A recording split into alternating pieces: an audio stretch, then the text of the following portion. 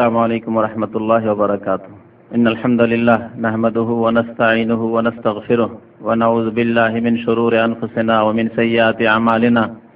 من يهده الله فلا مضل له ومن يضلله فلا هادي له.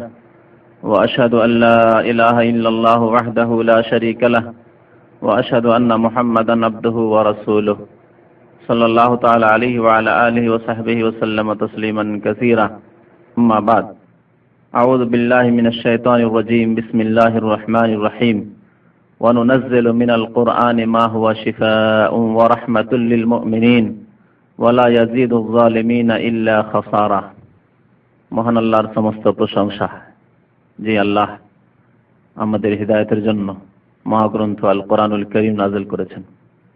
দরুদ ও সালাম নাযিল হোক প্রিয় নবী মুহাম্মদুর রাসূলুল্লাহ সাল্লাল্লাহু আলাইহি সাল্লামের উপর, যিনি আল কোরআনুল কারীমের উত্তম ব্যাখ্যাদানকারী, যার প্রতি কোরআন এই জন্য নাযিল হয়েছে যাতে করে মানব জাতির কাছে এই কোরআনের আদর্শ, কোরআনের শিক্ষা সুন্দররূপে তিনি পৌঁছে দেন এবং তিনি তা মানুষের কাছে পূর্ণাঙ্গ রূপে সুন্দর রূপে পৌঁছে দিয়েছেন। আল্লাহুম্মা সাল্লি আলাইহি আল্লাহুম্মা বারিক আলাইহি।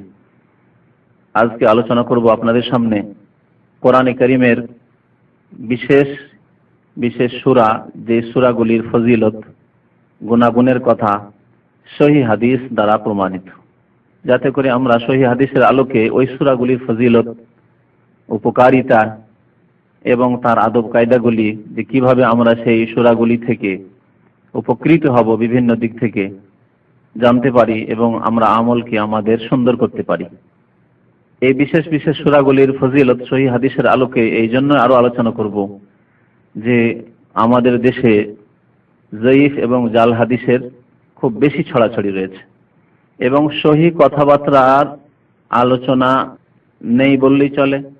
আর যদি কিছু থাকে সহিহ কথার আলোচনা, তো সহিহ সঠিক কথাগুলি এমনভাবে জাল এবং জয়ীফ, দুর্বল, ভিত্তিহীন ফজিলতের মধ্যে একাকার হয়ে গেছে যে একজন মানুষের জন্য পার্থক্য করা মুশকিল, একজন মুসলিমের জন্য পার্থক্য করা মুশকিল যে কোন ফজিলতটি সহিহ আর কোনটি ভিত্তিহীন, কোনটি জয়ীফ, কোনটি জাল কথা, অবান্তর কথা। শুধু তাই নয়, জয়ীফ এবং জালের উপর তারা ক্ষান্ত করেনি। জাল মানে তো মিথ্যা, এতে কোনো সন্দেহ নেই। জয়ীফ, দুর্বল, এসবের উপর ক্ষান্ত করেনি তারা, বরং হাদিস জয়ীফ জাল ছাড়া, মানে হাদিসের নামে যে জয়ীফ জাল হয়েছে এগুলি ছাড়া মানব রচিত কিছু নকশা তৈরি করেছে বিভিন্ন সূরার। আর সেই সূরাগুলির ফজিলত, সেই নকশার, সেই সূরার মানে সেই সূরার নকশার ফজিলত মানব রচিত নকশার, আল্লাহর নাযিলকৃত নয়, রাসূলুল্লাহ সাল্লাল্লাহু আলাইহি ওয়াসাল্লামের আনীত নয়, মানব রচিত নকশা তৈরি করা হয়েছে বিদআতপন্থীদের পক্ষ থেকে। আর সেই নকশাগুলির প্রত্যেকটির ফজিলত, গুণাগুণ লেখা হয়েছে এবং এমন করে আকর্ষণীয় করে তুলানো হয়েছে যে এগুলি হচ্ছে পরীক্ষিত, এগুলি তজরবা করেছেন বড়রা, আমাদের বুজুর্গানে দিনারা, আর বাস্তবে একেবারে তার প্র্যাকটিক্যালে তার ফায়দা পেয়েছেন, ইত্যাদি ইত্যাদি সব কথাবার্তা অবান্তর এবং ভণ্ডামি কথাবার্তা। আর এসব নকশা বাইরে না রেখে পবিত্র আল কোরআনুল কারীমের ভূমিকায় সন্নিবেশিত হয়েছে। কোরআনে কারীম একজন মানুষ তেলাওয়াত করে হিদায়াত নেবে, তার আগে বিদআত দিয়ে কোরআনে কারীমের পাতা খুলবে। এ হচ্ছে আমাদের দেশে কোরআনে কারীমের যে কপিগুলি রয়েছে সেই কপিগুলির অধিকাংশ কপির অবস্থা। আর বিশেষ করে সেই কোরআনগুলি যদি তরজমা কোরআন হয়, অনুবাদ আর তাফসীর হয়, তাহলে তো বিদআত ছাড়া ওই তাফসীর আরম্ভই হয়নি বললেই চলে।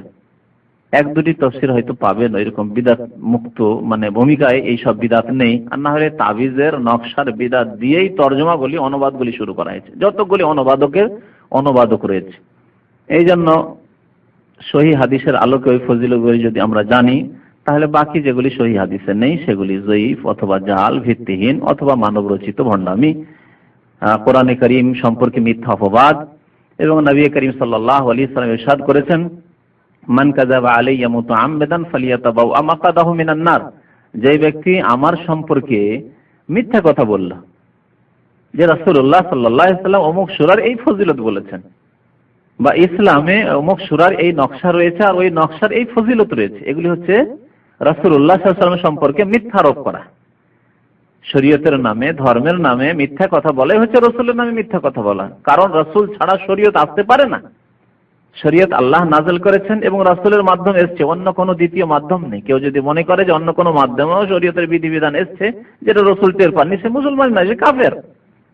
কি করে সে মুসলমান হবে যে মনে করে যে আমাদের দিনের সূত্র রাসূলুল্লাহ সাল্লাল্লাহু আলাইহি ওয়াসাল্লাম ছাড়া অন্য কোনো সূত্রে এসেছে?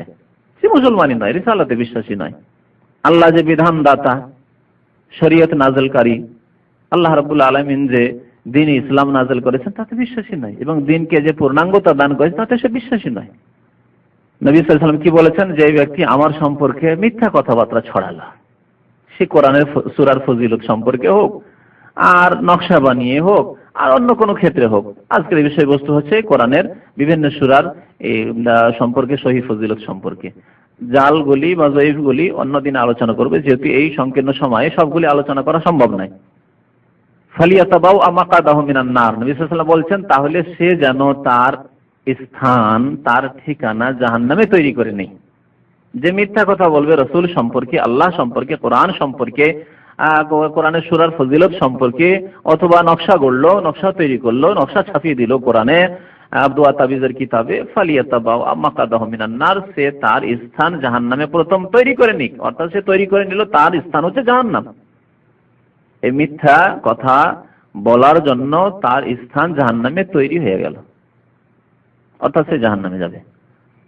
একজন মানুষ দুনিয়ার ক্ষেত্রে যদি মিথ্যা কথা বলে, মানুষের সাথে চলাফেরার ক্ষেত্রে, আদান প্রদানের ক্ষেত্রে, লেনদেনের ক্ষেত্রে, ভাই তোমাকে তোমার আমানত দিয়ে দেবো, দিল না, বা ওয়াদা খেলাফি করলে, এগুলি হচ্ছে মিথ্যা। কিন্তু এই মিথ্যাগুলি কাবিরা, জানেন যে মিথ্যা কথা বলা কাবিরা। কিন্তু রাসূলুল্লাহ সাল্লাল্লাহু আলাইহি ওয়াসাল্লামের উপর মিথ্যা কথা বললে বড় কাবিরা, জাহান্নাম অনিবার্য তার জন্য। কারণ যখন নবীর নামে, ইসলামের নামে, ধর্মের নামে, দ্বীনের নামে, কোরআনের নামে, কোরআনের সূরার ফজিলতের নামে মিথ্যা কথা যখন বলা হলো, তখন সেটি শরীয়তের অন্তর্ভুক্ত হয়ে গেল, শরীয়তের কিছু অংশ হিসাবে সেগুলো বিবেচিত হতে লাগলো। মানুষ মনে করতে লাগলো এগুলো হচ্ছে শরীয়ত, এগুলো হচ্ছে ধর্মীয় ব্যাপার, এগুলো হচ্ছে ধর্মীয় কথা। অথচ ধর্ম নয়, দ্বীন নয়, শরীয়ত নয়, ইসলাম নয়, রাসূলের কথা নয়, রাসূলুল্লাহ সাল্লাল্লাহু আলাইহি ওয়াসাল্লামের আদর্শ নয়। এই জন্য নবী সাল্লাল্লাহু আলাইহি ওয়াসাল্লাম বলেছেন তার স্থান হচ্ছে জাহান্নাম। যে দ্বীন সম্পর্কে, রাসূল সম্পর্কে, কোরআন সম্পর্কে, ইসলামের বিধিবিধান, শরীয়ত সম্পর্কে মিথ্যা কথা বলবে, তার ঠিকানা জাহান্নাম। আল্লাহ রাব্বুল আলামিন কোরআনে কারীমের ফজিলত রেখেছেন। সূরা বনী ইসরাঈল, সূরাতুল ইসরাঈ, মহান আল্লাহ ইরশাদ করেছেন, ওয়া নুনাজ্জিলু মিনাল কুরআনি মা হুয়া শিফা, আমি কোরআন নাযিল করেছি যাতে রয়েছে আরোগ্যতা, শিফা, আরোগ্যতা রয়েছে। আরোগ্যতা বললে মানুষ, আজকাল আমরা এমন দুনিয়ামুখী যে আরোগ্যতা বললেই ভাবি যে আমাদের দেহে দৈহিক রোগের শুধু আরোগ্যতা রয়েছে। না, এই কথা তো আল্লাহ বলেননি। হ্যাঁ, আল্লাহ কি বলেছেন? শিফাউন লিল বাদান, তোমাদের দেহের আরোগ্যতা রয়েছে বা দৈহিক রোগের আরোগ্যতা রয়েছে, নাই কথা। শুধু আল্লাহ শিফা বলেছেন। নাকিরা মানে অনির্দিষ্ট। অনির্দিষ্ট যখন আরোগ্যতা বলা হয়েছে, তাহলে যত রকমের আরোগ্যতা হতে পারে সবগুলিকে শামিল। আর মানুষ সবচেয়ে বেশি রোগাক্রান্ত তার অন্তর, আর আসল রোগ হচ্ছে অন্তরের রোগ, মারাদুল কুলুব। অন্তরে যদি রোগ থাকে তো দেহ সুস্থ থেকে লাভ নেই, ইহকাল পরকালে শান্তি পাবে না, সে মুক্তি পাবে না আল্লাহর আযাব থেকে, জাহান্নাম থেকে মুক্তি পাবে না, কখনো জান্নাত পেতে পারবে না। তাহলে প্রথম ব্যাধি মুক্ত করতে হবে নিজের কলবকে, হৃদয়কে, ঈমানের দ্বারা, ইসলামের দ্বারা সাজসজ্জিত করে, নেক আমলের দ্বারা, সৎ আমলের দ্বারা, এবং পাপ মুক্ত করে অন্তরকে, কলবকে। যত রকমের পাপের চাহিদা মনে, এগুলি হচ্ছে মারজুল কলুব, আমরাজুল কলুব, অন্তরের ব্যাধি। আল্লাহ বলছেন কোরআনে রয়েছে আরোগ্যতা, আরোগ্যতা রয়েছে অন্তরের ব্যাধিগুলির। বহু রকমের ব্যাধি রয়েছে, যত পাপ রয়েছে সবগুলি হচ্ছে অন্তরের ব্যাধি। প্রথম মানুষের অন্তর ধাবিত হয় কোনো পাপের জন্য অথবা নেকির জন্য, তারপরে মানুষ সেই কাজগুলি সম্পাদন করে, ভালো হোক আর মন্দ হোক। তাহলে প্রথম রোগ হচ্ছে অন্তরের রোগ। একজন লোক নামাজ পড়বে, প্রথম তার অন্তর বলছে নামাজ পড়তে হবে, উঠো, এখন দেহকে উঠতে বাধ্য করছে, চলো ঘুম ছাড়ো, তারপরে সে উঠছে নামাজ পড়ার জন্য। এইরকমই যে নামাজ পড়ছে না, তার মনে বলছে না, না পড়লেই চলে, পড়লেও চলে, না পড়লে কি হবে, কে কি করে নেবে। আল্লাহ লাঠি পড়ে যেত সাথে সাথে, তাহলে বাপ আর মা আর সারা পৃথিবীর শক্তিকে ডেকেও সে কুল কিনারা পেত না। কিন্তু আল্লাহর লাঠি তো সাথে সাথে পড়ে না, আল্লাহর মার সাথে সাথে আসে না, বিলম্বে আসে। নবী করিম সাল্লাল্লাহু আলাইহি ওয়াসাল্লাম ইরশাদ করেছেন, ইন্নাল্লাহা লা ইউমহিলু যালিম, আল্লাহ জালেমকে অবসর দেন, ছাড় দেন কিছুদিন। আল্লাহ রাসূল বলেছেন, ইন্নাল্লাহা লা ইউমহিলু যালিম, জালেমকে আল্লাহ অবসর দেন, এরকম ছাড় দেন। হাত্তা ইযা আখাযাহু লাম ইউফলিতহু, ধরেন না 1 বছর 2 বছর 5 বছর 10 বছর 20 বছর চলে যাচ্ছে, ইযা আখাযাহু, যখন আল্লাহ ধরে নেন, লাম ইউফলিত, তখন আর ছাড়েন না। যখন আযাব চলে আসে, সুনামির মতো যখন আযাব চলে আসে, ভূমিকম্প যখন চলে আসে, বালা মুসিবত যখন চলে আসে, দুরারোগ্য রোগে যখন রোগাক্রান্ত হয়ে পড়ে, লাম ইউফলিত, তখন আল্লাহ ছাড়েন না। তো এইভাবে আল্লাহর আযাব আসে। তো আল্লাহ রাব্বুল আলামিন বলছেন যে শেফা রয়েছে কোরআনে, আরোগ্যতা, মনের আরোগ্যতা রয়েছে, যার মাধ্যমে মানুষ মুক্তি পাবে। আর প্রথম এই মনকে, অন্তরকে, হৃদয়কে রোগমুক্ত করতে হবে ঈমান এবং সৎ আমলের মাধ্যমে, ইসলামের শিক্ষার মাধ্যমে, দ্বীনের জ্ঞান হাসিলের মাধ্যমে। ওয়া রাহমাতুল লিল মুমিনিন, তারপরে হচ্ছে দৈহিক শেফা, দেহের যে বিভিন্ন রোগ রয়েছে তারও শেফা রয়েছে। কোরআন বরকতময় কিতাব, আল্লাহ রাব্বুল আলামিন একাধিক আয়াতে বলেছেন কোরআন হচ্ছে বরকতময় কিতাবুন আনজালনাহু ইলাইকা মুবারাক। আল্লাহ বলছেন এই হচ্ছে বরকতময় কিতাব যা আমি নাযিল করেছি হে নবী তোমার উপর। তো বরকতময় যখন কিতাব, এতে সার্বিক আরোগ্যতা রয়েছে, শেফা রয়েছে। ওয়া রাহমাতুল লিল মুমিনিন, এবং মুমিনদের জন্য এতে রয়েছে রহমত, করুণা, দয়া। এর মাধ্যমে আল্লাহর দয়া হবে, আল্লাহর রহমত নাযিল হবে, আল্লাহর করুণা হবে মানুষের উপর। ওয়া রাহমাতুল লিল মুমিনিন, মুমিনদের জন্য যারা বিশ্বাসী কোরআনের বিধানে, আল্লাহ যা নাযিল করেছেন সেই দিনে যারা বিশ্বাসী তাদের জন্য, এরা হচ্ছে মুমিন। ওয়ালা ইয়াজিদু যালিমিনা ইল্লা খাসারা, আর জালেমদের ক্ষতিকে বৃদ্ধি করে। এই কোরআন দ্বারা জালেমরা আরো বেশি ক্ষতি সাধিত হয়, উপকৃত হয় না।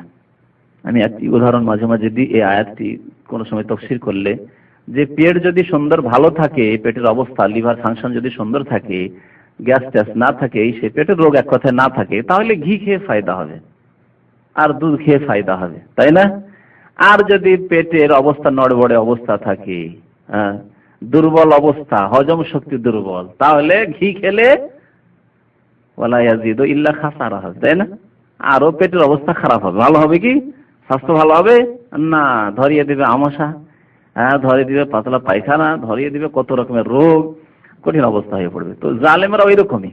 তাহলে যোগ্য এতটুকু হইতে হবে যে আপনি চোখ খুলে সত্য মিথ্যার যাচাই করছেন, সত্যকে সন্ধান করছেন, হক এবং বাতিলের মাঝে পার্থক্য করছেন, বিবেক বিবেচনা করছেন, এবং কোথায় সত্য রয়েছে আমি সন্ধান করছি, আমি গবেষণা করছি, আমি এই সম্পর্কে চিন্তা ভাবনা করছি যে কোথায় সত্য রয়েছে, দ্বীন ইসলামে সত্য রয়েছে না অন্য কোথাও সত্য রয়েছে, নামাজে সত্যতা রয়েছে না বেনামাজি পথে সত্যতা রয়েছে, আমি এ যাচাই করছি।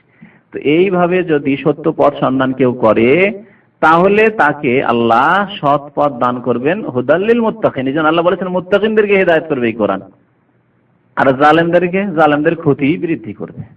তো কোরআনে কারিমে আরোগ্যতা রয়েছে, এই কোরআনে কারিমে রহমত রয়েছে। আমাদের বিষয়ের সাথে যে সম্পর্ক, এই দুটি কথা, কোরআনে রয়েছে শেফা আরোগ্যতা, কোরআনে রয়েছে রহমত, কথাগুলি ব্যাপক।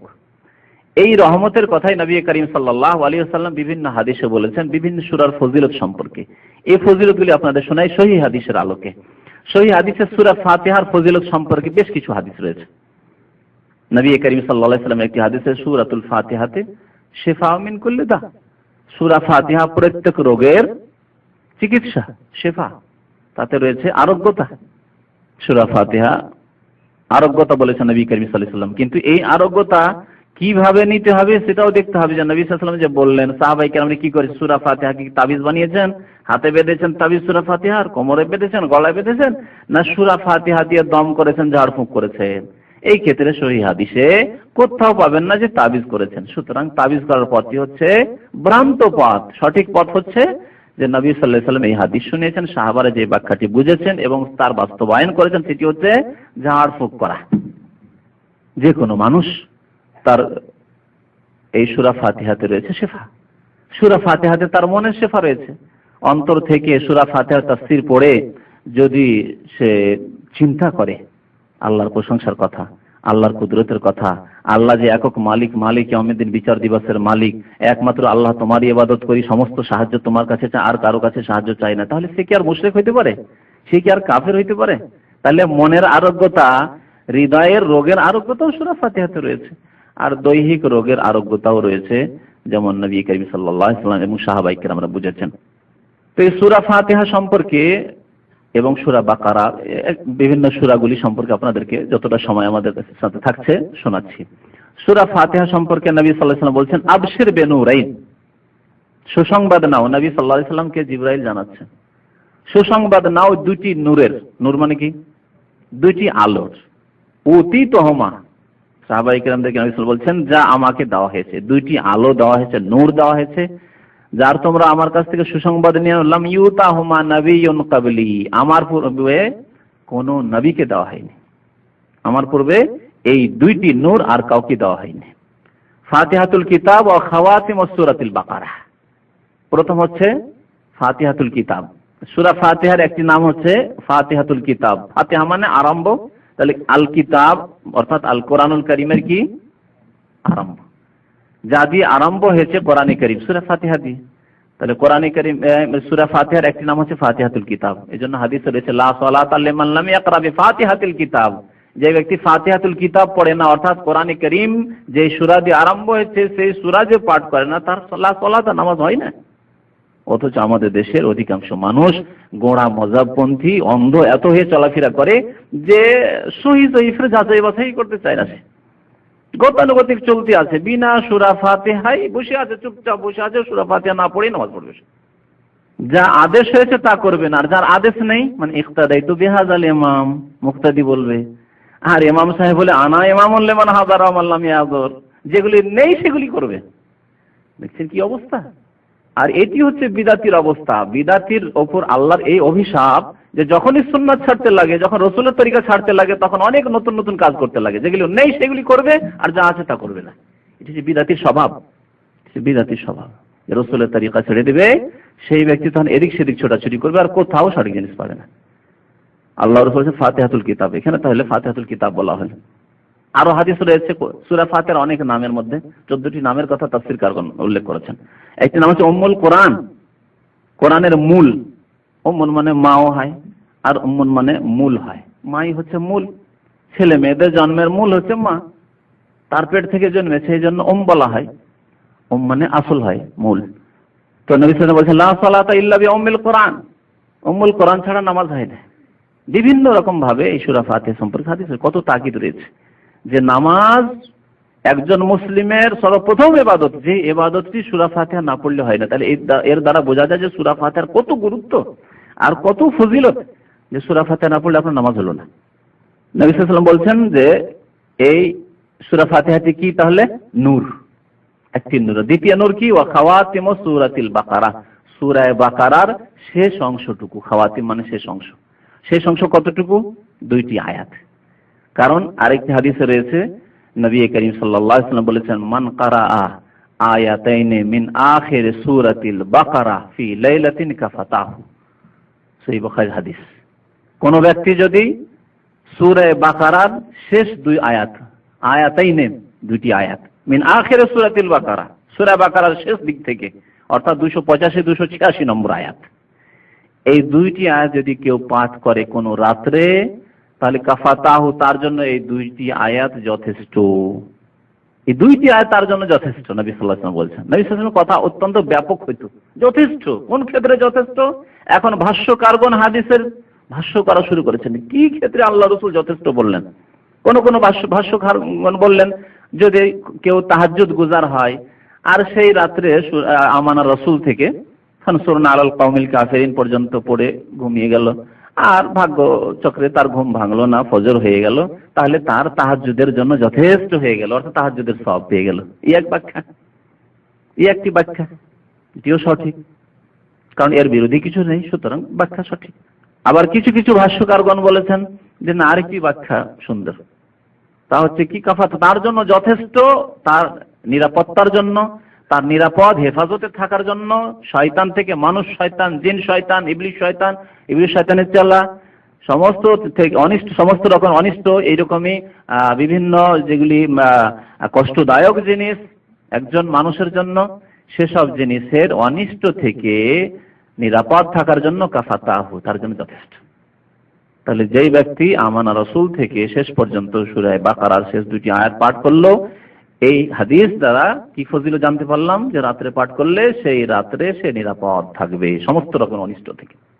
নবী সাল্লাল্লাহু আলাইহি ওয়াসাল্লাম তাহলে দ্বিতীয় নূর বললেন সূরা বাকারার শেষ দুইটি আয়াতকে।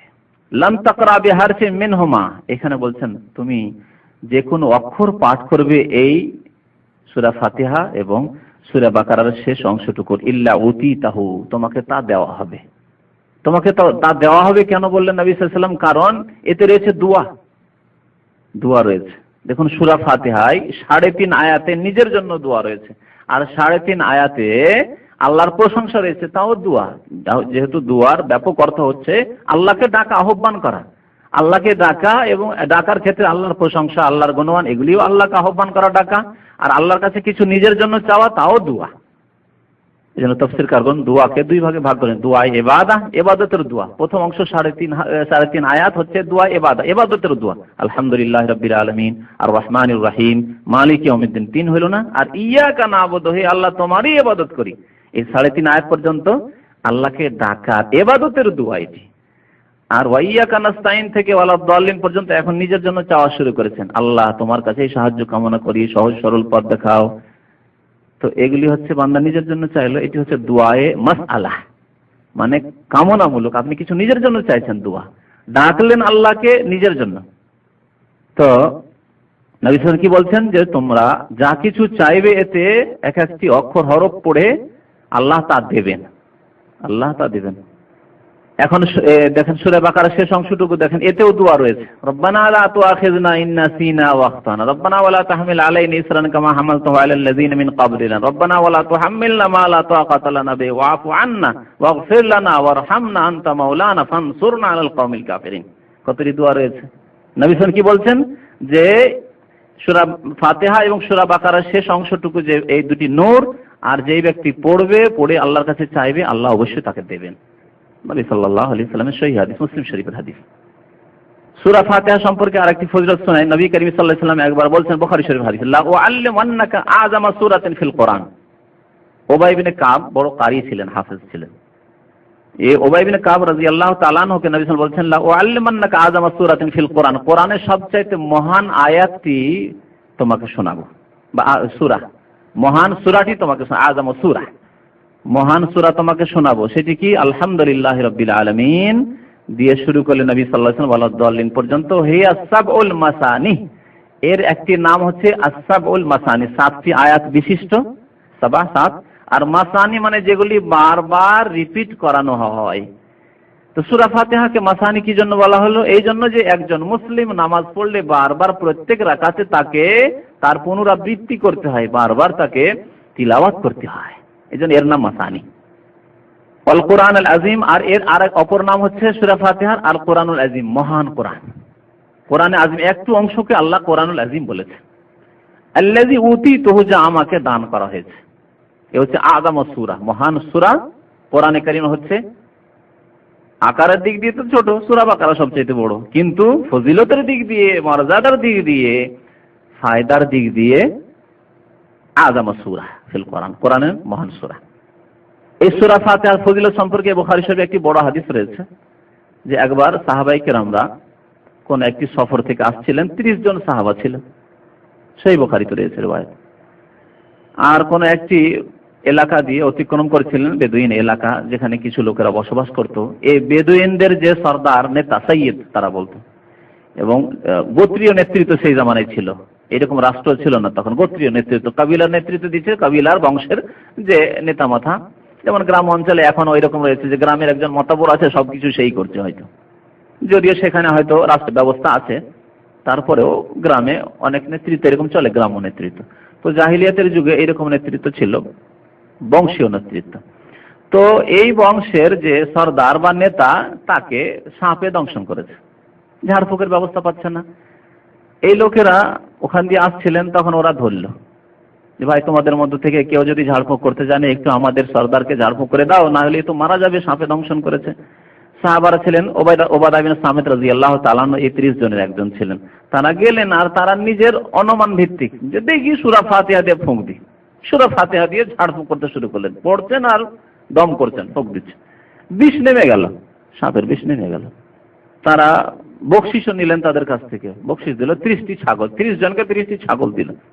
তাদের যে আমির ছিলেন তিনি বলেন, দেখো ছাগল তো আমরা নিয়ে নিলাম আর আমাদেরকে দিয়ে দিল, কিন্তু অতক্ষণ পর্যন্ত একটিও খাবো না, এদিক সেদিক করবো যতক্ষণ আল্লাহ রসুলের কাছে পৌঁছে না যাবো আর মাসলা না জানবো যে আমরা ঝাড়ফুঁক করলাম তো কোরআন দিয়ে, আর তারা এরকম আমাদেরকে যে পুরস্কার দিল 30টি বকরি খাওয়া যাবে যাবে না, হালাল না হারাম, তা আল্লাহ রসুলের কাছে মাসলা জানবো, তারপরে ভাগ করবো, এখন ভাগ করে দেবো না, চলো। আল্লাহ রসুল খেদমতে পৌঁছিলেন, নবী সাল্লাল্লাহু আলাইহি ওয়াসাল্লাম বললেন যে ঠিক আছে, খুব ভালো করেছো তোমরা, তবে জানলে কি করে যে সূরা ফাতিহাতে শেফা রয়েছে? ইয়া রাসূলুল্লাহ, মনে করলাম যে আল্লাহ শেফা দিবেন সূরা ফাতিহা, ছোট সূরা একটি, আর প্রথম সূরা কোরআনের পড়ে ফুঁক দিলাম। তো এই হাদিস দ্বারা জানা যায় যে সূরা ফাতিহার ফজিলত বড় রয়েছে। এজন্য সূরা ফাতিহার একটি নাম হচ্ছে রুকিয়া, রুকিয়া মানে ঝাড়ফুঁক করা, সূরাতুর রুকিয়া। এই সূরার নাম হচ্ছে সূরাতুশ শিফা, আরোগ্যতার সূরা। এই সূরার একটি নাম হচ্ছে সূরাতুল কাফিয়া, মানে যথেষ্ট সূরা, যথেষ্ট। আপনার নবী করিম সাল্লাল্লাহু আলাইহি ওয়াসাল্লাম ইরশাদ করেছেন, মা আনজালাল্লাহু আযজা ওয়া জাল্লা ফিত তাওরাতি ওয়া লা ফিল ইনজিল মিসলা উম্মিল কুরআন ওয়া হিয়া সাবুল মাসানি ক্বালা আল্লাহু তাআলা হিয়া মাকসুমাতুন বাইনি ওয়া বাইনা আবদি ওয়া লি আবদি মা সাআলা। আল্লাহ রাসূল সাল্লাল্লাহু আলাইহি ওয়াসাল্লাম একটি হাদিসে বলেছেন যে আল্লাহ এমন একটি সূরা নাযিল করেছেন কোরআনে কারীমে, যা তাওরাতেও নাযিল হয়নি, ইনজিল তিন আয়াতে বান্দা নিজের জন্য কল্যাণ কামনা করেছে। নবী করিম সাল্লাল্লাহু আলাইহি ওয়াসাল্লাম আরেকটি হাদিস রয়েছে, সূরা ফাতিহা ছাড়া নামাজ হয় না, অসম্পূর্ণ থাকে, অসম্পূর্ণ থাকে। নবী সাল্লাল্লাহু আলাইহি ওয়াসাল্লাম বলছেন, মান সাল্লা সালাতান লাম ইয়াকরা ফিহা বিউম্মিল কোরআন, কেউ যদি নামাজ পড়ে আর তাতে উম্মুল কোরআন না পাঠ করে, অর্থাৎ সূরা ফাতিহা না পাঠ করে, ফাসালাতু খিদাজুন, তার নামাজ হচ্ছে অসম্পূর্ণ। খেদাজ, খেদাজ মানে অসম্পূর্ণ। খেদাজ কাকে বলে? খেদাজ, খাদিজ, খাদিজা, খাদিজ এবং খাদিজা, এই যে আমরা নাম রাখি, মেয়েদের খাদিজা নাম রাখি, আর ছেলেদের খাদিজ নাম রাখা আল্লাহ রাসূলের যুগে ছিল, রাফি বিন খাদিজ। আল্লাহ রাসূলের সাহাবীর বাবার নাম, রাফের বাবার নাম ছিল রাফি বিন খাদিজ। তো খাদিজ বলা হয় আরবি ভাষায় 7 মাসে যে ছেলে মেয়ে ভূমিষ্ঠ হয়ে যায়, খাদিজ অথবা খাদিজা, মানে মায়ের পেটে 7 মাসেই যে ভূমিষ্ঠ হয়ে যায় সেই ছেলে মেয়েকে খাদিজ বা খাদিজা বলে। নবী সাল্লাল্লাহু আলাইহি ওয়াসাল্লাম বলছেন যে যে ব্যক্তি সূরা ফাতিহা পড়লো না তার নামাজ কি? খেদাজ, মানে অসম্পূর্ণ তার নামাজ। তার ব্যাখ্যা নবী সাল্লাল্লাহু আলাইহি ওয়াসাল্লাম বলেছেন গায়রা তামাম, নামাজ পূরণ হলো না, তার পূর্ণ হলো না। সূরা বাকারা ফজিলত সম্পর্কে শুনুন, আর সূরা আলে ইমরান। সূরা বাকারা সম্পর্কে নবী সাল্লাল্লাহু আলাইহি ওয়াসাল্লাম একটি হাদিস বলেন, ইকরাউজ যাহরাওয়াইন আল বাকারা ওয়া সূরাত আলে ইমরান, তোমরা দুইটি ফুল, যাহরা মানে ফুল, দুইটি ফুলের মতো সূরাকে পড়াশোনা করো, তেলাওয়াত করো, ইকরাও পড়ো। তা কি? সূরাতুল বাকারা আর সূরা আলে ইমরান। ফাইন্নাহুমা তাতিয়ানি ইয়াউমাল কিয়ামাতি কান্নাহুমা গামামাতানি আও গায়ায়াতান, এই দুইটি সূরা কিয়ামতের দিন আসবে কেমন ভাবে? যেন মেঘমালা, গামামাতান, দুইটি মেঘমালার মতো। মেঘের খণ্ড আকাশে দেখতে পাবেন, বিভিন্ন খণ্ড দেখা যায়, অনেক সময় বিচ্ছিন্ন, এক জায়গায় থাকে না, বিচ্ছিন্ন হয়ে রয়েছে। এই জায়গায় একটি বিশাল খণ্ড মেঘের দেখতে পাচ্ছেন, মেঘমালার, আর আরেকটি আরেকদিকে দেখতে পাচ্ছেন। তো কিয়ামতের মাঠে সূরা বাকারা আর সূরা আলে ইমরান এই মেঘমালার আকারে আসবে আর মানুষ দেখবে, নবী সাল্লাল্লাহু আলাইহি ওয়াসাল্লাম বলেছেন। আর কোন কোন হাদিস আছে যে কান্নামা ফিরকান মিন তাইরিন সাওয়াফ, সারিবদ্ধ পাখির দলের মতো হয়ে আসবে। সারিবদ্ধ পাখিকে আকাশে উড়তে দেখেছেন? 200, 500, 700, হাজার হাজার পাখি একসাথে দলবদ্ধ হয়ে আর সারিবদ্ধ যখন ওড়ে কত সুন্দর লাগে দেখতে। তো ওই রকম ভাবে সূরা বাকারা এবং সূরা আলে ইমরান কাল কিয়ামতে পৌঁছিবে। আর এরা কি করবে? আল্লাহ রাব্বুল সূরা বাকারাকে বাকশক্তি দান করবেন, সূরা আলে ইমরানকে বাকশক্তি দান করবেন। নবী সাল্লাল্লাহু আলাইহি ওয়াসাল্লাম কি বলেছেন? তো হাজানি আন আসহাবিহিমা, যারা সূরা বাকারা সূরা আলে ইমরান বেশি বেশি তেলাওয়াত করেছে তাদের পক্ষ থেকে এই দুইটি সূরা প্রমাণ পেশ করবে তাদেরকে জান্নাতে নিয়ে যাওয়ার জন্য। তো হাজান, আল্লাহর সাথে কথোপকথন করবে যে আল্লাহ একে আমি জান্নাতে নিয়ে যাব। কেন জান্নাতে নিয়ে যাবে? আমার তেলাওয়াত করত। এবং আরেকটি riwayate রয়েছে যে তেলাওয়াতের সাথে সাথে আমলও করত, কারণ আমলবিহীন তেলাওয়াত কোনো কাজে আসবে না। এই কথাটি সবসময় মনে রাখতে হবে, কারণ আমার দেশে কিছু কারি হাফেজ পাওয়া যায় কিন্তু আমলের বড় ত্রুটি, হারাম খায়, বিদআত করে, হ্যাঁ কত কি যে করে। হাফেজ কারি ফজর নামাজে নেই, আছে, এখানেও দেখা যাবে অনেক হাফেজ কারি আছে ফজর নামাজেরকে কোনোদিনই দেখতে পাওয়া যায় না। আশেপাশে বসবাস করে, যদি মসজিদে চাকরি করে তাহলে তো ঠিক আছে, মসজিদে চাকরি করলে ঠিক আছে। আর মসজিদ যারা বাইরে চাকরি করলে ভালো করে দেখবেন কিছু লোকের বড় ত্রুটি রয়েছে, অথচ কোরআনের হাফেজ হয়েছে। কোরআনের কারি হয়েছে, আলেম হয়েছে না। আল্লাহর সামনে জবাবদিহি করতে হবে এবং এই কোরআন হেফজ করা আর কোরআনের তেলাওয়াত আর কোরআনের জ্ঞান হাসিল করা কোনো কাজে আসবে না, বরং উল্টো বড় মুসিবত হবে। তাই নবী সাল্লাল্লাহু আলাইহি ওয়াসাল্লাম একটি হাদিসে বলছেন যে আহলুল কোরআন আল্লাযীনা ইয়ামালুনা বিহি, এই সূরা বাকারা আর সূরা আলে ইমরান আল্লাহর সাথে কথোপকথন করবে জান্নাতে নিয়ে যাওয়ার জন্য ওই আহলে কোরআনদের, অর্থাৎ যারা কোরআন তেলাওয়াত করত এবং আল্লাযীনা ইয়ামালুনা বিহি, যারা এই কোরআনের প্রতি আমল করত, কোরআনের বাস্তবায়ন করত, কোরআনের প্রতি আমল করত। আল্লাহ বলছেন ওয়ারকাউ মা'আর রাকিঈন, এই কোরআনে সূরা বাকারায় রুকুকারীদের সাথে রুকু করো, জামাতে গিয়ে নামাজ পড়ো। সূরা বাকারা সম্পর্কে নবী সাল্লাল্লাহু আলাইহি ওয়াসাল্লাম আরেকটি হাদিসে বলেছেন ইকরাউ সূরাতাল বাকারা, তোমরা সূরা বাকারা পাঠ করো, ফাইন্না আখযাহা বারাকাহ, কারণ সূরা ফাতিহা গ্রহণ করা অর্থাৎ তিলাওয়াত করা এবং তেলাওয়াতের সাথে সাথে তাফসীরও পড়ার চেষ্টা করেন। কারণ শুধু তেলাওয়াত করছেন আর কিছু অর্থ বুঝতে পারছেন না, তাহলে পুরোপুরি উপকৃত হচ্ছেন না। এজন্য একজন মানুষের সময়কে ভাগ করা উচিত। কখনো শুধু তেলাওয়াত করুক, ঠিক আছে, আর কখনো কখনো তেলাওয়াতের সাথে সাথে একটি পৃষ্ঠা তেলাওয়াত করুন, ওর সাথে তরজমা এবং তাফসীরটি পড়ুন, যাতে করে আল্লাহর বাণীতে আমাকে আপনাকে কি অ্যাড্রেস করা হয়েছে, কি সম্বোধন করা হয়েছে, আল্লাহ কি বলতে চেয়েছেন, আমার জন্য কি করণীয় কি বর্জনীয়, যাতে বুঝতে পারেন। এই ক্ষেত্রে কিছু বাড়াবাড়িও রয়েছে মানুষের আমাদের দেশে। কিছু লোকেরা মনে করে শুধু তেলাওয়াত যথেষ্ট, শুধু তেলাওয়াত যথেষ্ট, আর তেলাওয়াতের জন্য মনে হয় কোরআন নাযিল হয়েছে। না, তবে তেলাওয়াত ইবাদত। কোরআনের একটি অত্যন্ত বড় বৈশিষ্ট্য হচ্ছে যে কোরআনের তেলাওয়াতই ইবাদত, প্রত্যেক অক্ষরে অক্ষরে 10 নেকি। কিন্তু তেলাওয়াতের সাথে সাথে তা বোঝার চেষ্টা করতে হবে, যেহেতু আল্লাহ কোরআনে সম্বোধন করেছেন। সাহাবায়ে কেরামরা বলছেন যখন কোরআনের কোনো আয়াত নবী সাল্লাল্লাহু আলাইহি ওয়াসাল্লাম পাঠ করতেন তখন আমরা সজাগ হয়ে যেতাম, কানকে খাড়া করে দিতাম, কান খাড়া করে দিতাম। কি জন্য? যে আমরা এই চেতনা নিয়ে কানকে সজাগ করে দিতাম যে হয় কোনো আদেশ আসছে যা আমাদের করণীয় করতে হবে, তা আমাকে শুনতে হবে, অথবা নিষেধাজ্ঞা আসছে যা বর্জনীয় আমাকে বর্জন করতে হবে, সুতরাং কান খাড়া করে শুনতে হবে। এই ছিল সালাফে সালেহ সাহাবায়ে কেরামদের আদর্শ। আর অর্থ যদি না বুঝেন, শুধু তিলাওয়াত করেন, তাহলে কোথায় কান সজাগ করলেন আর কোথায় বুঝলেন যে আল্লাহ কি আদেশ করছেন কি নিষেধ করছেন। সুতরাং মাঝে মাঝে তাফসীরও পড়তে হবে কোরআনের।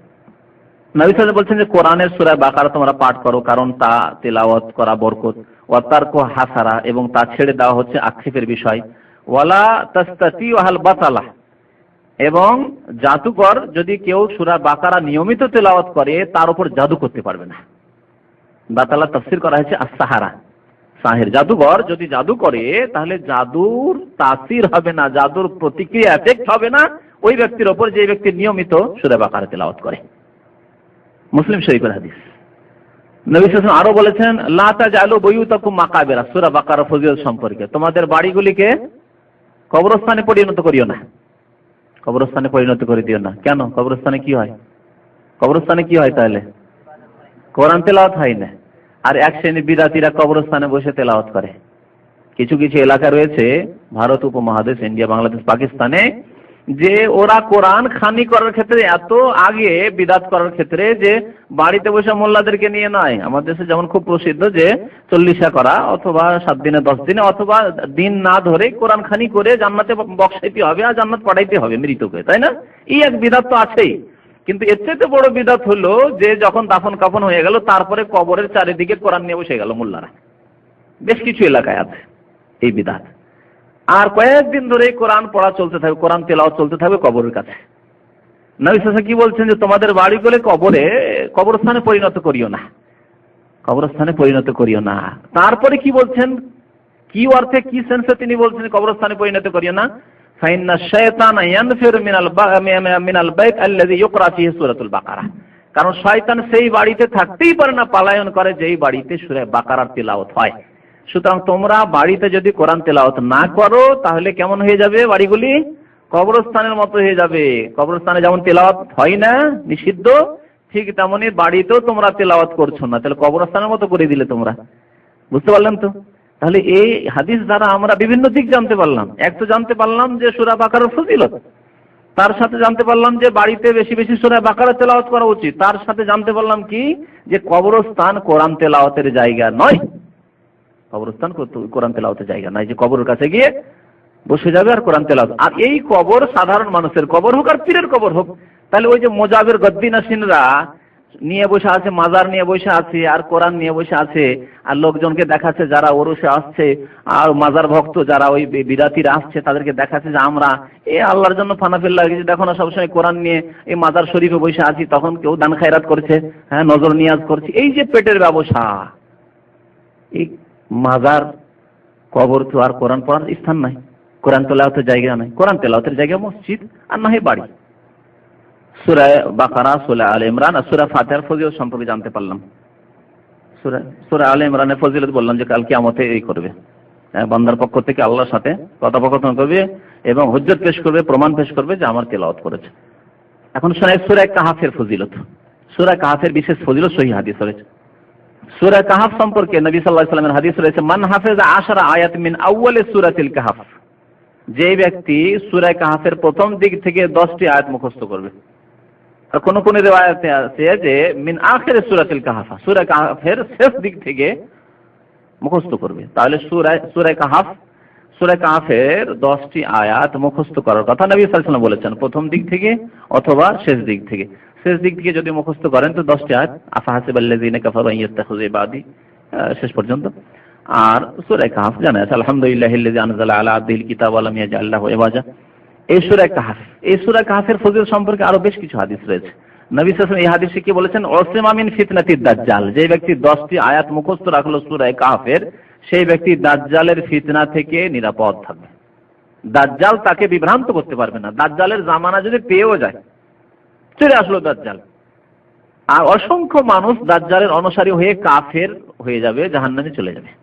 দাজ্জালের জান্নাত পাওয়া মানে সে জাহান্নামে চলে গেল, দাজ্জালের অনুসারী হয়ে গেল, সে কাফের মুরতাদ হয়ে গেল, যেহেতু দাজ্জাল নিজেকে আল্লাহ বলে, এলাহ বলে দাবি করবে। এই দাজ্জালের ফিতনা থেকে বেঁচে থাকতে পারবে। যে দাজ্জালের ফিতনা থেকে বাঁচার জন্য নবী সাল্লাল্লাহু আলাইহি ওয়াসাল্লাম প্রত্যেক নামাজে শেষ তাশাহুদে দরুদ শরীফের পরে দোয়া শিখেছেন। 4টি জিনিস থেকে আল্লাহর আশ্রয় কামনার, আল্লাহুম্মা ইন্নী আউযু বিকা মিন আযাবিল কবরি ওয়া মিন আযাবি জাহান্নাম ওয়া মিন ফিতনাতিল মাহিয়া ওয়াল মামাত ওয়া মিন ফিতনাতিল মাসিহিদ দাজ্জাল। এই দাজ্জালের ফিতনা থেকে নিয়মিত নবী করিম সাল্লাল্লাহু আলাইহি ওয়াসাল্লাম পানা চেয়েছেন এবং সাহাবায়ে কেরামদেরকে বড় তাগিদের সাথে শিখিয়েছেন। এই তো দাজ্জালের ফিতনা থেকে মাহফুজ, নিরাপদ থাকবে যে ব্যক্তি সূরা কাহাফের প্রথম 10টি আয়াত মুখস্থ রাখবে। সূরা কাহাফের আরেকটি ফজিলত রয়েছে, জুমার দিন পড়া, এর উপর আমল করবে। আবু সাঈদ খুদরি রাদিয়াল্লাহু তাআলা আনহু বলছেন, মান ক্বারা সূরাতাল কাহফি ইয়াউমাল জুমআহ, জুমার দিনে যে ব্যক্তি সূরা কাহাফ তিলাওয়াত করবে, আদা লাহু মিনান নূরি ফিমা বাইনাহু ওয়া বাইনাল বাইতিল আতীক, তার জন্য নূরকে আলোকিত করে দেওয়া হবে তার এবং প্রাচীনতম ঘর কাবা শরীফ পর্যন্ত। আল্লাহ যতই দূরে থাক না কেন সে কাবা শরীফ থেকে আল্লাহ তার জন্য বিশাল নূর কাল কিয়ামতে দান করবেন, যদি তার থেকে শুরু করে মক্কা মুকাররমা পর্যন্ত এই নূরের দূরত্ব পৌঁছিবে। বিশাল নূর এক কথায় দান করবেন। এই হচ্ছে হাদিস। হাদিসটি মুসনাদে দারমিতে রয়েছে, দারমি নামক একটি হাদিস রয়েছে, ইমাম দারমির সংকলিত হাদিস, সে হাদিস রয়েছে। এছাড়া সহিহ হাদিসে ফজিলত রয়েছে সূরা মুলকের, সূরাতুল মুলকের ফজিলত রয়েছে। সূরা মুলকের ফজিলত সম্পর্কে নবী করিম সাল্লাল্লাহু আলাইহি ওয়াসাল্লাম বলেছেন, সূরাতুম মিনাল কোরআনে 30 আয়াত, কোরআনে কারিমে একটি সূরা রয়েছে যাতে রয়েছে কতটি আয়াত? 30টি আয়াত রয়েছে।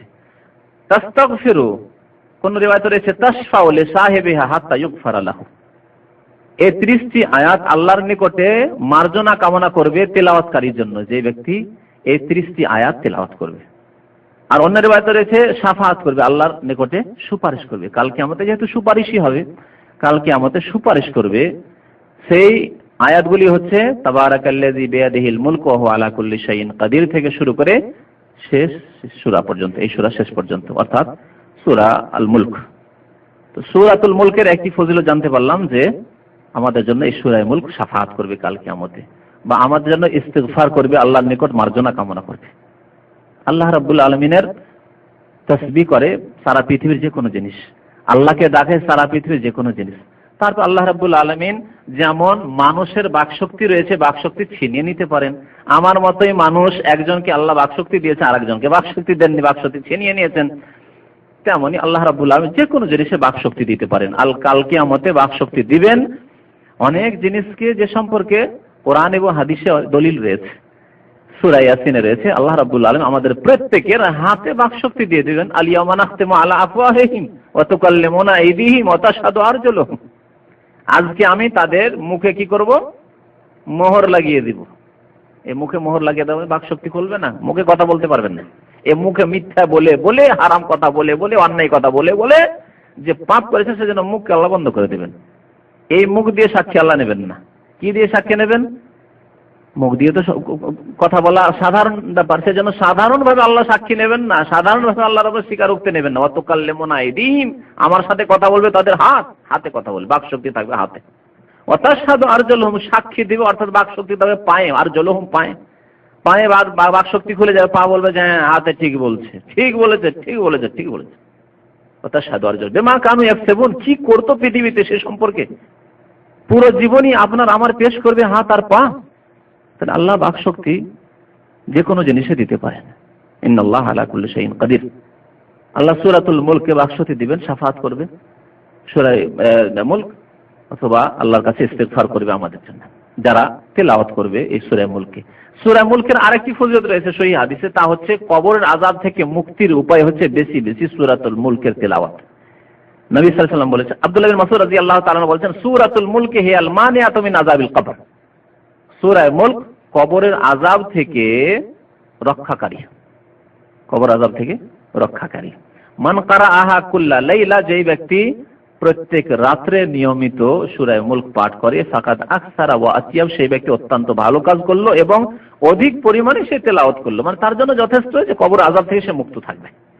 তাহলে আমরা যদি নিয়মিত সূরা মুলক তেলাওয়াত করতে পারি, নবী করিম সাল্লাল্লাহু আলাইহি ওয়াসাল্লামের নিয়ম ছিল একাধিক সূরা পাঠ করা, তার মধ্যে সূরা মুলক পাঠ করে ঘুমান, বাচ্চাদেরকে শেখান। এই কথাগুলি ছোট না মনে করে, ভুলে না গিয়ে, গাফেল না থেকে নিজে অভ্যস্ত হন, নিজে তেলাওয়াত করা শুরু করেন। আপনার পাশে ছোট ছোট বাচ্চারা শুয়ে থাকবে, তারা শুনে শুনে শুনে তাদের মুখস্থ হয়ে যাবে, কারণ তাদের স্মৃতি শক্তি আপনার চেয়ে অনেক বেশি। দুনিয়ার ঝামেলা তাদের মাথায় মগজে ঢুকেনি, সুতরাং তাদের মেমোরি যে একবারে খালি রয়েছে, খালি জেহেন খালি, আর খালি জায়গাতে জিনিসপত্র রাখতে খুব সহজ, তাই না? আর কিছু যদি থাকে, ময়লা হয়ে থাকে, তো ময়লা সাফ না করলে কিছু রাখতে পারবেন না। তো আমাদের ব্রেনে ময়লা ঢুকে আছে, অনেক অনেক ময়লা ঢুকে গেছে। যেমন কম্পিউটারের মেমোরি, কম্পিউটার যদি মেমোরি ফুলে যায় তার কিছু ঢুকবে না। আর যদি নতুন কম্পিউটার নিয়ে এসছেন, আধুনিক কম্পিউটার, আর সবাই মেমোরি পুরো খালি, যা ইচ্ছা ঢোকাতে আপনি। তো ছোট বাচ্চাদের মেমোরি পুরো খালি রয়েছে। আপনি তেলাওয়াত করুন আর ছোট বাচ্চারা আপনাকে ফলো করবে, দেখবেন যে এমন তারা অভ্যস্ত হয়ে যাবে যে আপনি ভুলে গেলে ছেলেরা আর ভুলবে না, স্মরণ করাবে আপনাকে। বাস্তব সত্য। আপনি গাড়িতে বসছেন, তখন আপনি ওই দোয়া চট করে পড়েন, 2-4-5 দিন পড়েন, তারপর আপনি ভুলেও যান বা যদি মনে মনে বলেন, জোরে বললেন না, বাচ্চারা স্মরণ করাবে আপনাকে, স্মরণ করাবে যে দোয়া পড়েন গাড়িতে বসা। তো ছেলেদেরকে এইভাবে ইসলামিক তরবিয়ত দেন। সূরাতুল মুলক মুখস্থ করতে বেশি কষ্ট লাগবে না, আর মুখস্থ করতে যদি কষ্ট হয়, মুখস্থ না করতে পারে তো দেখে দেখে আপনি তেলাওয়াত করেন, বাচ্চারা অভ্যস্ত হয়, বাচ্চারা মুখস্থ করে নেবে।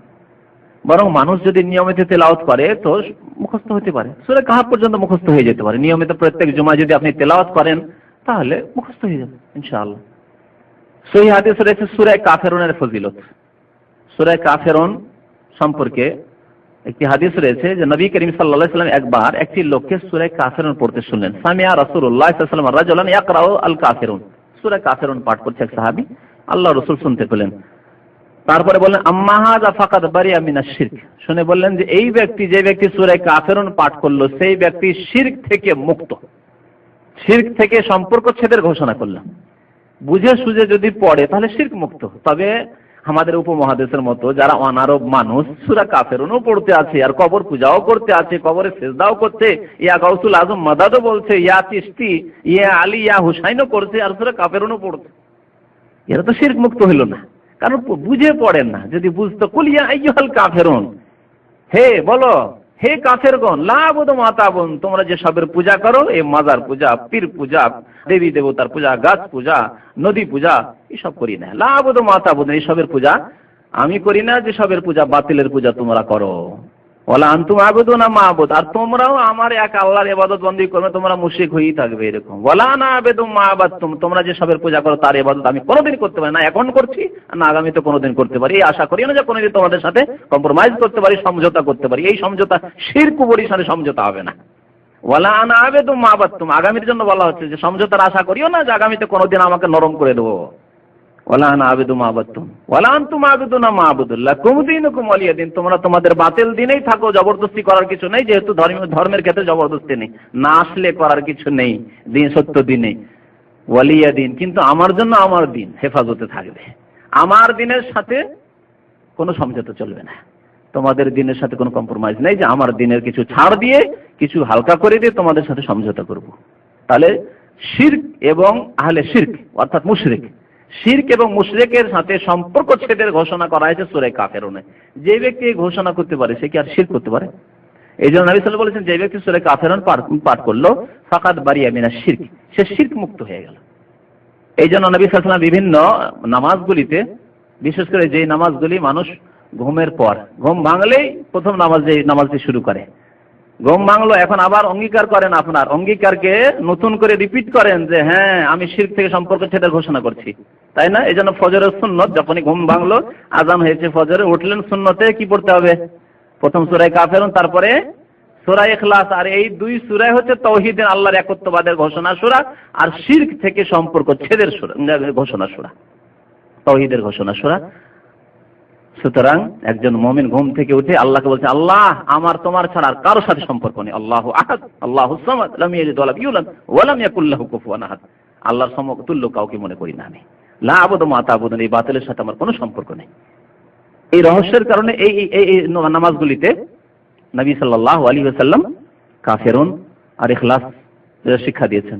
এইরকমই তওয়াফ করলেন, গিয়ে কাবা শরীফ তওয়াফ করেন, তওয়াফের পরে 2 রাকাত নামাজ পড়ে, এই সূরাগুলি পড়েন না? ওই স্মরণ করে, ওই পুরনো ইতিহাসকে স্মরণ করে যে হে মক্কার মুশরিকেরা, তোমরা এই কাবা শরীফে 360টি মূর্তির পূজা করতে, আমি ঘোষণা করছি ইয়া আইয়ুহাল কাফিরুন লা আ'বুদু মা তা'বুদুন। সেজন্য তওয়াফের পরে কাফিরুন আর ইখলাস পড়ে তাওহীদের ঘোষণা, আর শিরক থেকে আর মুশরিকের থেকে সম্পর্ক ছেদের ঘোষণা। তো সূরা কাফিরুনের ফজিলত সম্পর্কে নবী সাল্লাল্লাহু আলাইহি ওয়াসাল্লাম এই কথাই বলেছেন। সূরা কাফিরুন সম্পর্কে আরো আল্লাহ রাসূল বলেছেন, ইকরা কুল ইয়া আইয়ুহাল কাফিরুন, তুমি কুল ইয়া আইয়ুহাল কাফিরুন পড়ো, সুম্মা নাম, তারপরে ঘুমিয়ে যাও, আলা খাতিমাতিহা ফাইন্নাহা বারাআতুম মিনাশ শিরক, এটি হচ্ছে সম্পর্ক ছেদের ঘোষণা, এ হচ্ছে সম্পর্ক ছেদের ঘোষণা। তাহলে ঘুমাবার সময় আল্লাহকে, আল্লাহর হাওয়ালা করে দেন নিজেকে, আল্লাহর সুপুর্দ করে দিন, আল্লাহ ঘুমিয়ে পড়লাম, এরপর হয়তো নাও জাগতে পারি, শিরক থেকে সম্পর্ক ছেদের ঘোষণা করে আমি ঘুমাচ্ছি, সূরা কাফিরুন পড়ে ঘুমালেন।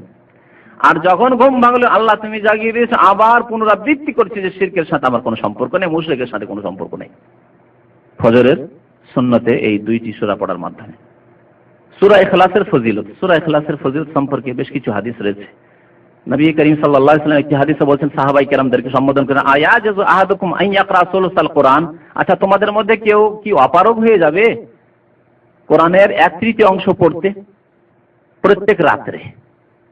প্রতিটি রাত্রে তোমাদের কাউকে যদি বলা হয় 1/3 অংশ কোরআন তেলাওয়াত করতে হবে, তাহলে তোমাদের কেউ কি অপারগ হয়ে যাবে, মানে তোমরা কি পারবে না তা করতে?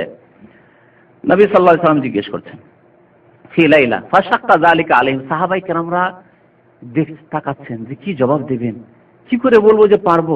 10 পারা 1/3 অংশ কোরআন পাঠ মানে 10 পারা কোরআন পাঠ প্রতি রাত্রে, আল্লাহ রাসূলের সাথে ওয়াদা করে নিলাম যে 10 পারা কোরআন পড়বো, আর পড়তে পারলাম না, এটা তো মুশকিল, কেমন করে বলবো এই কথা?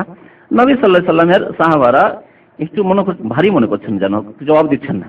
ওয়াকালু, তারপরে সাহাবারা বলছেন, আইয়ুনা ইউতিকু যালিকা ইয়া রাসূলুল্লাহ, আমাদের কে নিয়মিত এরকম পারবে যে 10 পারা করে ডেইলি কোরআন পড়বে? সম্ভব নয়। নবী কারীম সাল্লাল্লাহু আলাইহি ওয়াসাল্লাম বলেন, ফাকাল আল্লাহু আহাদ আল্লাহুস সামাদ তা'দিলু সুলুসাল কোরআন, ইয়াকুল হু আল্লাহু আহাদ আল্লাহুস সামাদ লাম ইয়ালিদ ওয়া লাম ইউলাদ ওয়া লাম ইয়াকুল লাহু কুফুয়ান আহাদ তা'দিলু সুলুসাল কোরআন, কোরআনের 1/3 এর সমান, 1/3 অংশের সমান, 10 পারা সমান। নবী সাল্লাল্লাহু আলাইহি ওয়াসাল্লাম বলেছেন যে কোরআনের 1/3 অংশের সমান। কোন দিক দিয়ে সমান নবী সাল্লাল্লাহু আলাইহি ওয়াসাল্লাম ব্যাখ্যা করেননি। সুতরাং আল্লাহর রহমতের আমরা ব্যাপকতার আশা রাখি যে আল্লাহর রহমতে ব্যাপক, আল্লাহ যেই বান্দাকে যেভাবে ইচ্ছা দান করতে পারেন। সুতরাং এই হাদিসের প্রতি আমরা ঈমান রেখে, বিশ্বাস রেখে আমরা সূরা আল ইখলাস তেলাওয়াত করব, আল্লাহ আমাদেরকে সওয়াব থেকে মাহরুম বঞ্চিত করবেন না। এছাড়াও বিভিন্ন রকমের ব্যাখ্যা বলা হয়েছে এর ক্ষেত্রে। এই সূরা ইখলাস সম্পর্কে আরেকটি হাদিস রয়েছে, আয়েশা রাদিয়াল্লাহু তাআলা আনহা বর্ণনা করেছেন যে রাসূলুল্লাহ সাল্লাল্লাহু আলাইহি ওয়াসাল্লাম একবার একটি অভিযান পাঠিয়েছিলেন, মানে কখনো কখনো জিহাদের জন্য সাহাবায়ে কেরামদেরকে পাঠাতেন, নিজে অংশ নিতেন না, ওটাকে আরবিতে সারিয়া বলা হতো, অভিযান। আর যখন নবী সাল্লাল্লাহু আলাইহি ওয়াসাল্লাম স্বয়ং অংশ নিতেন, ওকে গাজওয়া মানে লড়াই বলা হতো, জিহাদের লড়াই। তো এই 2 রকম ভাবে জিহাদ হতো সাহাবায়ে কেরামদের জামানায়। সারিয়া অর্থাৎ অভিযান পাঠিয়েছেন, ওয়া কানা ইয়াকরা লি আসহাবিহি ফি সালাতিহিম, একজন সাহাবীকে আমির বানিয়েছিলেন ওই অভিযানের, তিনি নামাজ পড়তেন, ইমামত করতেন, যে কোনো সূরা পড়তেন, সূরা ফাতিহা, তারপর একটি সূরা, তারপরে শেষখানে কুল আল্লাহ পড়তেন, প্রত্যেক রাকাতে কুল আল্লাহ পড়তেন তিনি। ফায়াখতামু বিকুল আল্লাহু আহাদ ফালাম্মা রাজাউ যুকিরা যালিকা লিন নবী সাল্লাল্লাহু আলাইহি ওয়াসাল্লাম, তারা ফিরলেন, তাদেরকে একটু নতুন নতুন লাগলো, কিন্তু যেহেতু আমিরের আনুগত্য করতে হবে, আমিরের আনুগত্য করতে হবে, ইসলাম আনুগত্য করা ফরজ। তারা আনুগত্য করে নামাজ পড়ে এসছেন, তার পিছনে কোনো দ্বন্দ্ব করেননি, মাসলা জানা নেই। আল্লাহ রসুলের কাছে আসার পরে বললেন যে ইয়া রাসূলুল্লাহ, আমাদের যে আমির সাহেব ছিল প্রত্যেক ওয়াক্তে নামাজ পড়েন তো সূরা ফাতিহার পরে একটি সূরা সূরা কুরাইশ, তারপরে কুল আল্লাহ, সূরা ফাতিহার পরে আরেকটি সূরা, তারপরে কুল আল্লাহ, এরকম করে তিনি আমাদেরকে নামাজ পড়িয়েছেন।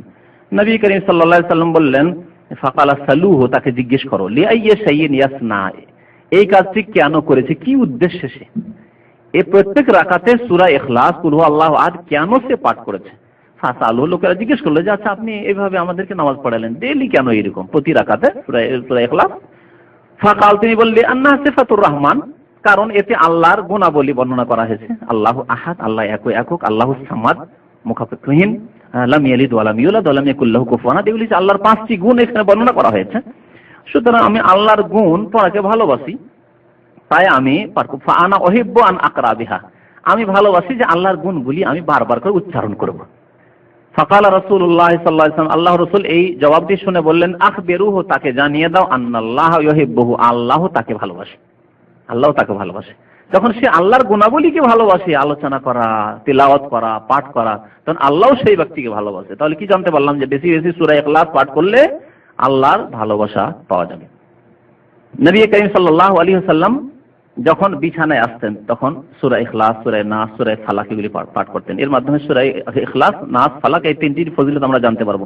মা আয়েশা রাদিয়াল্লাহু তাআলা আনহা বলছেন কানা রাসূলুল্লাহ সাল্লাল্লাহু আওয়া ইলা ফিরাশি, যখন বিছানায় আসতেন প্রত্যেক রাত্রে কি করতেন, জামা কাফাইহি, দুই হাতকে একত্রিত করতেন, এইভাবে দুই হাতকে, এটি হচ্ছে সুন্নতি নিয়ম। সুম্মা নাফাসা ফিহিমা, তারপরে ফুঁক দিতেন, ওই সূরাগুলি পড়ে সূরা ইখলাস, কুল আল্লাহু আহাদ, সূরা ফালাক, সূরা নাস, এই তিনটি সূরা পড়ে ফুঁক দিতেন। আর এই ফুঁকের সাথে এক একটু থুতু আসবে, এটি হচ্ছে সুন্নাত। অল্প কিছু থুতু আসা এটিও সুন্নাত তরিকা। কুল আল্লাহু আহাদ পড়তেন, কুল আউযু বিল ফালাক পড়তেন, কুল আউযু বিন নাস পড়তেন। সুম্মা ইয়ামসাহু বিহিমা মাসতাতা মিন জাসাদিহি, তারপরে এই যে দুই হাতের উপর যে দম করলেন, ফুঁক দিলেন, তারপরে মাথা থেকে আরম্ভ করে যতদূর পর্যন্ত হাত যেত নিচের দিকে নামিয়ে নিয়ে যেতেন হাতকে, এইভাবে হাত ফিরাতেন শরীরে। ইয়াবদাউ বিহিমা আলা রাসি, মাথা থেকে শুরু করতেন, ওয়া ওয়াজহি, মুখমণ্ডল, ওমা আকবালা মিন জাসাদি, সামনের দিকে যখন শেষ হতো তখন পিছন দিকে। ইয়াফআলু যালিকা সালাসা মাররাত, 3 বার করে নবী করিম সাল্লাল্লাহু আলাইহি ওয়াসাল্লাম তা করতেন। ফালাম্মা ইশতাকা, শেষে যখন অসুস্থ হয়ে পড়লেন, নবী সাল্লাল্লাহু আলাইহি ওয়াসাল্লাম হাত উঠাতে পারছিলেন না, হাত উঠিয়ে ফুঁক দেবেন আর নিজের শরীরে হাত বুলাবেন, হাত ফিরাবেন, এটি কষ্টকর হচ্ছিল নবী সাল্লাল্লাহু আলাইহি ওয়াসাল্লামের জন্য। কানা ইয়ামুরুনি আন আফআলা যালিক, তখন মা আয়েশা রাদিয়াল্লাহু তাআলা আনহা বলছেন শেষ জীবনে মৃত্যু সজ্জায় যখন ইন্তেকালের পূর্ব মুহূর্তে, তখনও নবী সাল্লাল্লাহু আলাইহি ওয়াসাল্লাম কথা বলছেন আমি করতে পারছি না, এক কাজ করো, তোমার হাতে তুমি ফুঁক দাও, আর ফুঁক দেওয়ার পরে এই 3টি সূরা পড়ে ফুঁক দেওয়ার পরে আমার শরীরে তোমার হাতটি বুলিয়ে দাও, হাত ফিরিয়ে দাও। শেষ পর্যন্ত এই আমল করতে থেকেছেন অসুস্থ অবস্থায়। আর আমরা কত রাত আমাদের চলে যাচ্ছে, আমরা এই আমলগুলির কোনো খেয়াল করি না, অনেকে জেনে শুনে খেয়াল করি না, বেখেয়ালিত রয়েছে, আর অনেকে আমরা জানি না। এই আমলগুলি যদি করেন তাহলে আল্লাহ রাব্বুল আলামিন হেফাজতে রাখবেন। কারণ সূরা ইখলাস এ হচ্ছে তাওহীদের সূরা, আল্লাহর একত্ববাদের সূরা, আল্লাহর সিফাত গুণাবলী রয়েছে। সূরা ফালাক এবং নাস এই দুইটি সূরাকে বলা হয়েছে মুআউযিজাতাইন, দুইটি আশ্রয় কামনার সূরা। সমস্ত রকমের অনিষ্ট থেকে, পৃথিবীতে যেসব জিনিসের অনিষ্ট রয়েছে সমস্ত রকমের অনিষ্ট থেকে আল্লাহর কাছে আশ্রয় কামনার জন্য এই দুইটি সূরা আল্লাহ নাযিল করেছেন। নবী করিম সাল্লাল্লাহু আলাইহি ওয়াসাল্লামকে জাদু করেছিল এক ইহুদি লাবিদ ইবনুল আসাম, তখন আল্লাহ রাব্বুল আলামিন তার আরোগ্যতার জন্য চিকিৎসাতে এই দুটি সূরা নাযিল করেছেন মুআউযিজাতাইন। এতে বিভিন্ন জিনিসের অনিষ্ট থেকে পানা চাওয়া হয়েছে, কুল আউযু বিরাব্বিল ফালাক মিন শাররি মা খালাক ওয়া মিন শাররি গাসিকিন ইযা ওয়াকাব ওয়া মিন শাররি নাফাসাতি ফিল উকাদ ওয়া মিন শাররি হাসিদিন ইযা হাসাদ, এইভাবে। সুতরাং এই সূরাগুলি পড়তে যেন আমরা অভ্যস্ত হই। এই ছিল সংক্ষেপে সহিহ হাদিসের আলোকে বিভিন্ন সূরার ফজিলত। আর এগুলি যদি আমরা আমল করি আমাদের জন্য যথেষ্ট, অনেকে যথেষ্ট। আর সহিহ কথা বাদ দিয়ে জাল, জয়ীফ আর মিথ্যা কথাবার্তা আর ছড়াছড়ি আর সেগুলোর পিছনে দৌড়াদৌড়ি, এগুলি মোটেই উচিত নয়, বরং বিদাতি তরিকা। আর বিদাতি কাজকর্ম করলে কবুল হবে না, কোনো ফায়দা হবে না। দুনিয়াতে যদি আপনি ধোঁকা খান যে কিছু ফায়দা হচ্ছে, কিন্তু আখেরাতে কিছুই পাবেন না, যেহেতু আপনি বিদাতি হয়েই মারা গেলেন। সুতরাং বিদাতি তরিকা অবলম্বন না করে সুন্নত মোতাবেক এসব আমলগুলি করার চেষ্টা করবেন, এসব আমলগুলিকে স্মরণ রাখবেন। আল্লাহ রাব্বুল আলামিন আমাদেরকে যেন এগুলি স্মরণ রাখার তৌফিক দান করেন। পক্ষান্তরে আপনাদেরকে শুধু দেখানোর জন্য নিয়ে এসেছি, সময় যথেষ্ট হয়ে গেছে। এই যে কোরআনে কারীম দেখেন, নূর বাংলা আরবি কোরআন শরীফ, বাংলা উচ্চারণ, অর্থ ও শানে নজুল সহ বাংলা উচ্চারণ দিয়েছে, কত খায়ের খাহিতা কাঙ্ক্ষী যে উচ্চারণ দিয়ে দিয়েছে। আরবি শিখিয়েন না কেন? উচ্চারণ দিয়ে কি ফায়দা করলেন? আরো ক্ষতি করলেন, এই বাঙালি জাতির ক্ষতি করলেন। এই বাঙালি জাতিতে যেন বাংলা উচ্চারণ করে দেওয়ার কারণে সিংহভাগ বাঙালি ভাষী এরা কোরআন আরবিতে পড়তে পারে না। আর আরবিতে কোরআন না পড়তে পারলে শুদ্ধ কোরআন কোনোদিন উচ্চারণ করা সম্ভব হবে না। আর ভূমিকাতে লিখেছে এই মজার কথাটি, আবার উচ্চারণই যে করছে। আর তারপর বলছে অনেক ওলামা এটাকে নিষেধ করেছেন, আরাম করেছেন, কারণ কোরআন যদি বাংলায় লেখা হয় সেটি শুদ্ধ উচ্চারণ হবে না, আসলে তাজবিদে উচ্চারণ হবে না। ভাই ক আর ক কেমন করে পার্থক্য করবেন আপনি? হ্যাঁ, সিন আর শিন, সদ আর সা, আছে কোনো পার্থক্য? বাংলায় কোনো পার্থক্য করার উপায় নেই যে সায়ে আর সদে আর সিনে আর শিনে পার্থক্য করবেন। তাহলে বাংলায় লিখে কেমন করে উচ্চারণ শুদ্ধ হবে? কখনো হবে না। সাল্লাল্লাহু আলা নবিয়িনা মুহাম্মদ ওয়া আলা আলিহি ওয়া সাহবিহি।